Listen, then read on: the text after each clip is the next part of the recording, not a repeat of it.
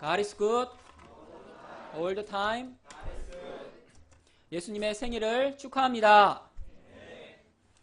예수님이 이 땅에 오셨다는 소식은 큰 기쁨의 좋은 소식입니다.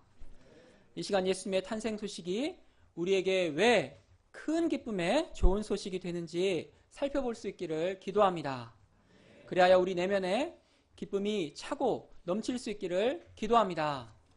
제가 잠시 기도하고 시작하겠습니다. 하나님 아버지, 이 땅에 왕으로 오신 예수님 감사합니다.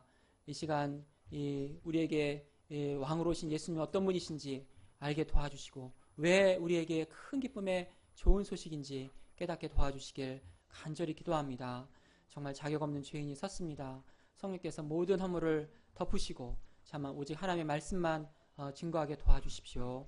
예수님의 이름으로 기도드렸습니다. 아멘. 오늘 말씀의 제목은 우리를 위하여 왕이 나셨다입니다.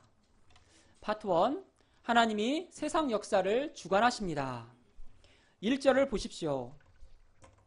그때 가이사 아구스토가 영을 내려 천하로 다 호적하라 하였으니, 여기서 그때란 세례 요한이 태어나고 사가랴의 입이 열려 하나님을 찬송한 때입니다. 찬송하리로다 주 이스라엘의 하나님이여, 그 백성을 돌보사 속량하시며 우리를 위하여 구원의 뿔을 그 종 다윗의 집에 일으키셨도다. 그때 전 세계를 지배하던 로마의 황제 가이사 아구스토의 명령이 떨어졌습니다. 천하로 다 호적하라. 오늘날로 말하자면 천하로 다 주민등록하라 라는 말입니다. 로마 황제의 호적 명령은 로마 제국을 유지하기 위해 필요한 군사를 모집하고 세금을 거두기 위해서였습니다. 오늘날에는 가까운 동사무소에 가면 해결될 일이었지만 그때는 한 사람도 예외 없이 자기의 고향으로 내려가 호적 등록을 해야 했습니다. 사람들은 식민지 백성의 억울함과 분노를 속으로 사귀며 하던 일을 그만두고 고향으로 갔습니다. 임신부도 예외가 아니었습니다. 다윗의 자손 요셉은 만삭이 다 된 마리아를 데리고 고향 베들레헴에 가서 호적 등록을 해야 했습니다. 갈릴리 나사렛에서 유대 베들레헴까지는 직선거리로 120km였지만 중간에 사마리아 땅이 있었기 때문에 우회해서 가려면 150에서 180km에 달하는 거리였습니다. 건강한 사람은 5일 정도의 거리였지만 임산부는 열흘 정도가 걸렸습니다. 요셉과 마리아는 하나님의 뜻을 좇아 살 때 고난이 있었지만 불평과 원망 대신 선하신 하나님을 믿고 순종했습니다. 그런데 여기에는 하나님의 뜻과 섭리가 있었습니다. 미가 선지자는 그 당시로부터 700년 전에 메시아 탄생에 대해서 예언을 하였습니다. 미가서 5장 2절입니다. 베들레헴 에브라다야, 너는 유다 족속 중에 작을지라도 이스라엘을 다스릴 자가 네게서 네게로 나올 것이라. 그의 근본은 상고에 영원에 있느니라. 이스라엘을 다스릴 자인데 그 근본이 태초부터 있으신 분이요 영원하신 분이라면 바로 하나님이십니다. 말씀에 의하면 예수님이 태어나시는 곳이 바로 베들레헴이었습니다. 당시 북쪽 갈릴리 나사렛에 살던 마리아가 120km나 떨어진 유대 베들레헴으로 갈 일은 전혀 없었습니다. 하나님은 로마 황제의 호적 명령을 통해서 예언의 말씀을 성취하고 계셨습니다. 당시 세상은 가이사 아구스토가 다스리는 것처럼 보였습니다. 오늘날에도 미국의 트럼프, 러시아의 푸틴, 중국의 시진핑, 북한의 김정은이 세계를 불안하게 하고 역사의 수레바퀴를 돌리고 있는 것 같습니다. 돈과 권력을 가진 사람들이 역사의 주인공처럼 보입니다. 하지만 세계의 역사는 하나님의 구원 역사를 중심으로 돌아가고 있습니다. 그리고 그 구원 역사의 중심에는 하나님의 뜻에 순종하는 믿음의 사람들이 서 있습니다. 우리가 오늘날 국내외로 격변하는 세상의 모습을 볼 때 두려워하고 염려할 수 있습니다. 하지만 이때 역사의 주관자 되시는 하나님을 바라볼 수 있기를 기도합니다. 우리 삶 가운데서도 이해가 안 되는 상황 속에서 합력하여 선을 이루실 하나님을 바라보며 인내하고 기뻐할 수 있기를 기도합니다. 요셉과 마리아의 고난은 여기서 그치지 않았습니다. 6절을 보십시오. 긴 여행 끝에 마침내 마리아와 요셉은 베들레헴에 도착했습니다. 그런데 베들레헴에 도착한 후 거기 있을 때 진통이 시작되었습니다. 조그만 시골 마을에는 여관이 많지 않았습니다. 호적하러 온 사람들로 이미 여관방은 다 찼습니다. 그런데 배가 아파 고통하는 산모를 위해 아무도 방을 내주는 사람이 없었습니다. 요셉이 돈이라도 많았으면 웃돈이라도 주면서 방을 구할 수도 있었겠지만 그러지도 못했습니다. 무정한 사람들은 누가 옆에서 죽어가건 말건 아이를 낳건 말건 신경 쓰지 않았습니다. 피곤한 몸을 침대에 누이며 억지로 귀를 틀어 막았습니다. 결국 요셉과 마리아는 소와 양들이 살고 있는 외양간에 자리를 잡고 출산 준비를 해야 했습니다. 그곳은 오물이 묻은 지푸라기와 흙먼지, 소와 양들의 똥, 오줌 냄새가 배어있는 비위생적인 곳이었습니다. 7절을 보십시오. 첫 아들을 낳아 강보로 싸서 구유에 뉘었으니 이는 여관에 있을 곳이 없음이러라. 강보에 쌓인 아기를 놓은 곳은 돌이나 나무로 만들어진 가축의 여물통입니다. 예수님은 이렇게 사람들에게 외면받으신 채 외양간 말구유에서 태어나셨습니다.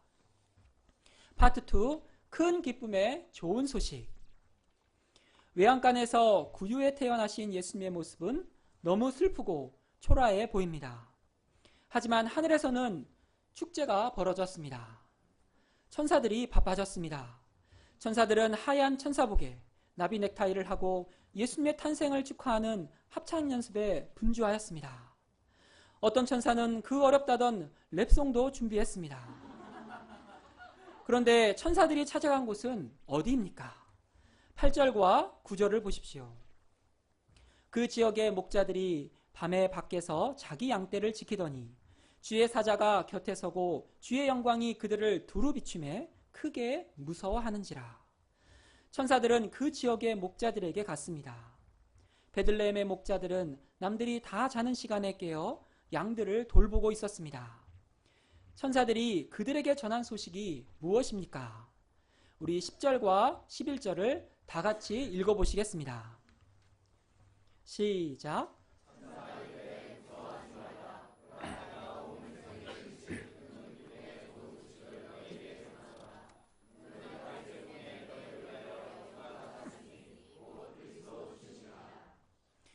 천사가 전한 소식은 온 백성에게 미칠 큰 기쁨의 좋은 소식입니다. 모든 사람에게 동일하게 기쁜 소식이 세상에 무엇이 있을까요? 기쁨이라는 단어를 네이버 국어사전에서 찾아보았습니다. 욕구가 충족되었을 때의 흐뭇하고 흡족한 마음이나 느낌입니다. 이 기쁨이라는 말의 의미를 곰곰이 생각해 보면 우리는 삶에서 기쁨이 없으면 살 수 없다는 것을 깨닫게 됩니다. 우리는 끊임없이 나의 욕구를 충족시켜서 흐뭇하고 흡족한 마음이나 느낌을 얻으며 살아갑니다. 우리는 맛있는 것을 먹으면 기쁩니다. 어떤 분은 제일 기분 나쁠 때가 내 돈 내고 비싸고 맛없는 것으로 배를 채웠을 때라고 합니다. 예쁜 옷을 입어도 기쁩니다. 좋은 집을 사고 멋진 차를 사면 기쁩니다. 열심히 공부해서 좋은 점수를 얻고 원하는 대학에 들어가면 기쁩니다. 높은 연봉을 주는 안정된 직장에 들어가면 정말 기쁩니다. 열심히 탁구를 치고 땀을 흘리면 기쁩니다. 이처럼 사람들은 다양한 욕구를 충족시켜 흐뭇하고 흡족한 마음을 얻고 싶어 합니다. 정말 우리가 세상을 살아갈 때 어떤 모양으로든지 기쁨이 없다면 살 수 없을 것 같습니다. 그런데 모든 사람의 욕구를 동시에 충족시켜주는 기쁨은 없다는 것이 슬픈 현실입니다. 세상의 자원은 한정되어 있고 사람들의 욕구는 무한하기 때문입니다. 한쪽에서는 먹을 것이 넘쳐나 기쁘지만 다른 한쪽에서는 하루하루 끼니를 걱정해야 합니다. 합격한 사람이 있으면 불합격한 사람이 있고 직장에 들어간 사람이 있으면 떨어진 사람도 있습니다. 이처럼 세상의 기쁨은 상대적이고 조건적이고 제한적입니다. 그런데 천사가 전한 소식은 모든 사람에게 동일하게 적용될 뿐만 아니라 큰 기쁨의 좋은 소식입니다. 그 소식이 무엇입니까? 11절을 다시 보십시오. 오늘 다윗의 동네에 너희를 위하여 구주가 나셨으니 곧 그리스도 주시니라. 이 말씀에 중요한 단어가 나옵니다. 구주와 그리스도 주입니다. 여기서 구주는 Savior, 구원자라는 뜻입니다. 그리스도 주는 구약에 예언된 메시아로서 기름 부음 받은 왕이라는 뜻입니다. 먼저 예수님은 우리를 죄와 죽음에서 건져내시는 구원자가 되십니다. 세상을 살아가는 우리의 삶이 불행한 이유는 최순실 때문도 아니고 문고리 3인방 때문도 아닙니다. 대학을 졸업해도 직장을 얻지 못하는 심각한 취업난도 아닙니다. 불행의 원인은 하나님을 떠난 우리의 죄 때문입니다. 죄는 우리의 마음에 하나님 두기를 싫어하는 것입니다. 그 결과 어떤 일이 벌어졌습니까? 인간은 우상 숭배자가 되었습니다.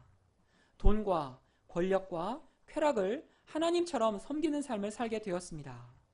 무정하고 무자비한 자가 되었습니다. 마음의 정욕대로 살다가 동성연애자가 되었습니다. 이렇게 하나님을 떠나 살아가는 죄의 결과는 죽음입니다. 죽음은 우리의 삶을 두렵게 하고 허무하게 합니다. 하지만 사람들은 해결책이 없어서 잊어버리고 살아갑니다. 죽음에 대해서 이야기하는 것을 꺼립니다. 순간순간 세상의 잔재미와 당장 눈앞에 해야 할 일들을 쫓아다니며 언제 올지 모르는 죽음의 두려움을 잊어버립니다. 하지만 성경은 계속해서 말합니다. 한 번 죽는 것은 사람에게 정해진 것이요 그 후에는 심판이 있으리니. 우리의 삶은 육신의 죽음으로 끝나지 않습니다. 우리는 심판장이신 하나님 앞에 서야 합니다. 그런데 예수님이 이 땅에 오셨습니다. 예수님은 우리의 모든 죄를 짊어지시고 십자가에 달리셨습니다. 죄의 형벌은 죽음입니다. 예수님은 그 십자가 위에서 내가 받아야 할 형벌을 온몸으로 받으시고 죽으셨습니다. 예수님은 우리 대신 죽음의 형벌을 받으신 것입니다. 그러나 3일 후에 죽음 권세를 파하시고 부활하셨습니다. 그리고 누구든지 예수님이 못 박히신 십자가를 바라보고 믿는 자에게 죄사함과 영생이 주어집니다. 그래서 우리를 죄와 죽음에서 구원해 주시는 구주 예수님이 오셨다는 사실은 큰 기쁨의 좋은 소식입니다. 두 번째로 예수님은 우리를 다스리시는 왕이십니다. 왕이 태어나셨다는 사실이 세상 모든 사람에게 큰 기쁨이라는 의미입니다. 하지만 어떤 사람에게는 이 소식은 불편하고 부담스러운 소식일 수 있습니다. 마태복음에 보면 동방 박사들이 동방에서 본 별을 쫓아서 예루살렘에 들어왔습니다. 그들은 거기서 분위기 파악 못하고 유대인의 왕으로 나시니가 어디 계시뇨? 라고 물었습니다. 그때 예루살렘 성 사람들은 소동했습니다. 그들은 기뻐서가 아니라 앞으로 일어날 일들에 대한 불안과 걱정 때문이었습니다. 사람들은 메시아를 원했지만 그것은 분명 내가 섬기고 복종해야 할 왕은 아니었습니다. 최근 열심히 살아도 미래가 크게 달라지지 않을 것이라는 생각 가운데 청년층 사이에서는 욜로라는 말이 유행하고 있습니다. YOLO, You Only Live Once. 이 단어의 의미는 인생은 한 번뿐이다 라는 말입니다. 욜로는 남이 아니라 자신, 미래보다는 현재의 행복을 중시하는 생각입니다. 넉넉지 않은 형편에서도 내가 좋아하는 취미생활이나 여행에 아낌없이 시간과 돈을 투자합니다. 연봉이 적어도 600만 원짜리 자전거를 사기도 하고 전세금을 빼서 1년간 세계 여행을 다녀옵니다. 월세집에 살면서도 나만의 세련된 공간을 위해 인테리어에 돈을 쏟아붓습니다.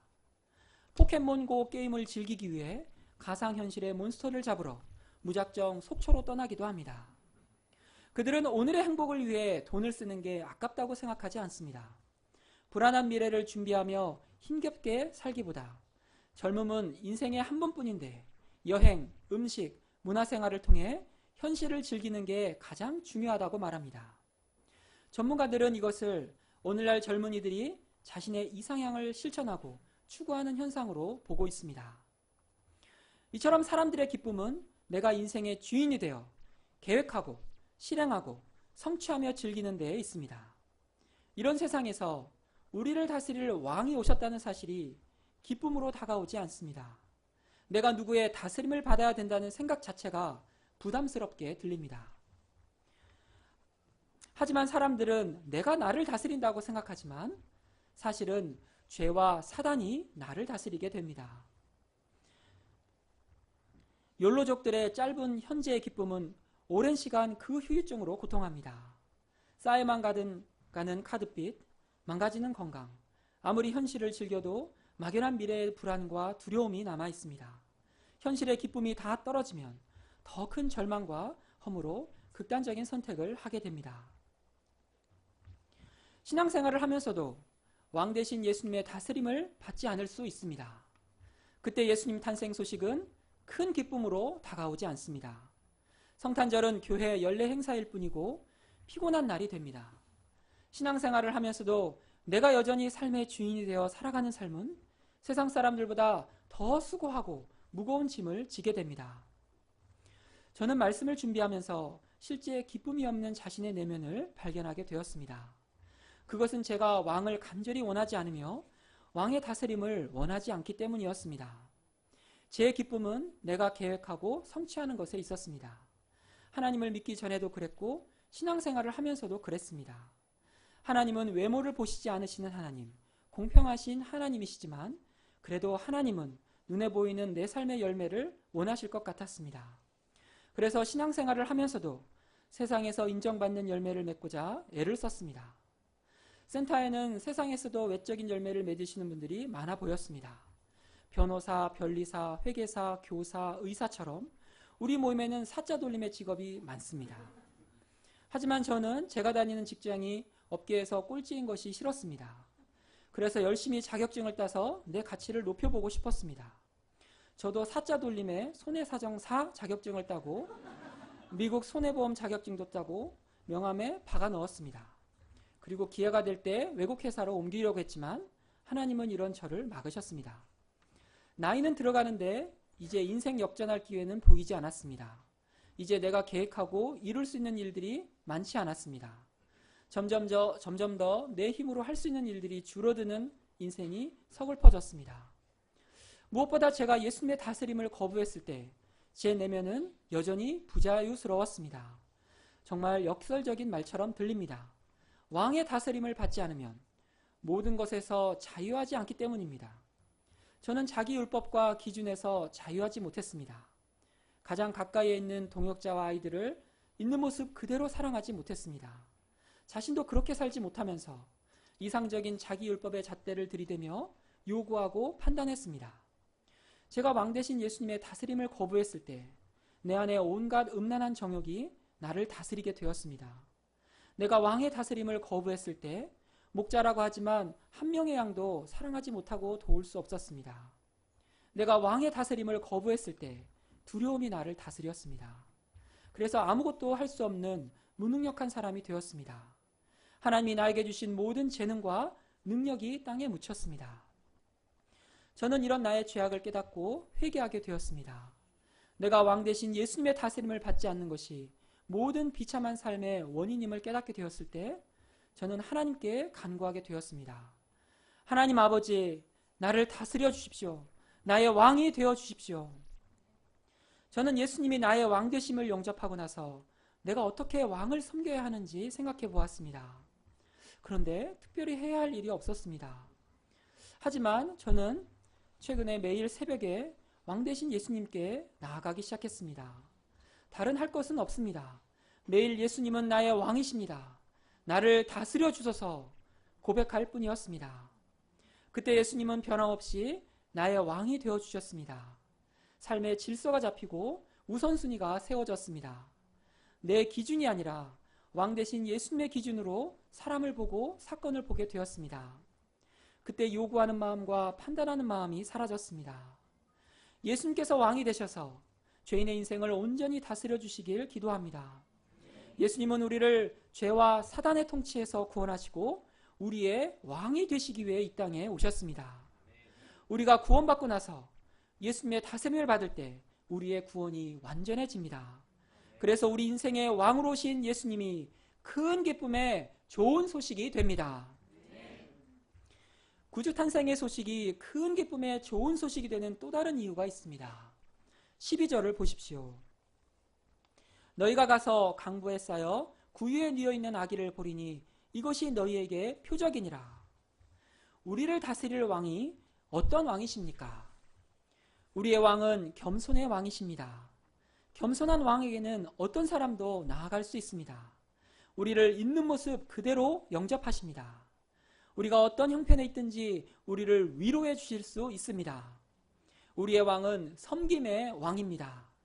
예수님은 일생 죄인들을 섬기셨습니다. 우리가 아무리 변화가 더디고 이해하는 것이 부족할지라도 끝까지 말씀과 기도로 섬겨주십니다. 나의 왕 되신 예수님은 저를 지금까지 25년 동안 섬겨주셨습니다. 밤이 맞도록 제자들을 위해 기도하신 예수님은 제가 앞으로 양무리를 섬길 목자가 되기까지 저를 위해 기도해 주실 것입니다. 또한 우리의 왕은 순종의 왕이십니다. 예수님은 이 땅에 오실 때 가장 낮은 말구유의 아기로 순종하여 오셨습니다. 그리고 십자가에서 죽기까지 순종하셨습니다. 예수님은 우리의 죄를 짊어지시고 우리를 향한 하나님의 진노의 형벌을 다 받으시기까지 십자가에서 내려오지 않으셨습니다. 또한 우리의 왕은 사랑의 왕이십니다. 이 모든 겸손과 섬김과 순종의 삶은 우리를 사랑해서 하신 일이었습니다. 사도 바울은 말합니다. 우리가 아직 죄인 되었을 때 그리스도께서 우리를 위하여 죽으심으로 하나님께서 우리에 대한 자기의 사랑을 확증하셨느니라. 우리에게 구유에 놓인 아기를 왕의 표적으로 주신 하나님께 감사와 찬송을 드립니다. 13절을 보십시오.